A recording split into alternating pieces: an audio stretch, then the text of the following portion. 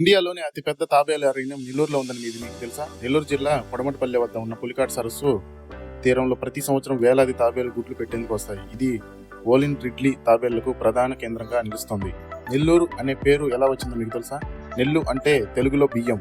ఈ జిల్లా బియ్యం ఉత్పత్తిలో పేరు పొందింది కాబట్టి దీని పేరు నెల్లూరు అయ్యింది. కొంతమంది పండితులు నిలా ఊరు అనే ప్రాచీన పదబంధం నుంచే వచ్చిందని కూడా చెప్తారు. జగన్నాథ స్వామి ఆలయం పూర్తిగా ఖడ్గరాయితో నిర్మించబడిందని మీకు తెలుసా? బుచ్చిరెడ్డిపాలెం దగ్గర ఉన్న జగన్నాథ స్వామి ఆలయం పూర్తిగా ఒకే రకం రాతితో కట్టబడింది. ఇది విశాఖలోని సింహాచలం ఆలయం తరహాలో ఉంటుంది. నెల్లూరులో ఉప్పు తయారీకి ప్రసిద్ధి చెందిందని ఇది మీకు తెలుసా? ఇండియాలో ఉప్పు తయారీలో ప్రధానమైన కేంద్రాల్లో ఒకటి నెల్లూరు జిల్లా. ఇసుకపల్లి, చీరాల ప్రాంతాలు ఇక్కడ సూర్యకాంతితో ఉప్పు భారీగా తయారవుతుంది. పులికాట్ సరస్సు పక్షుల స్వర్గధామంగా మారుతుందని మీకు తెలుసా?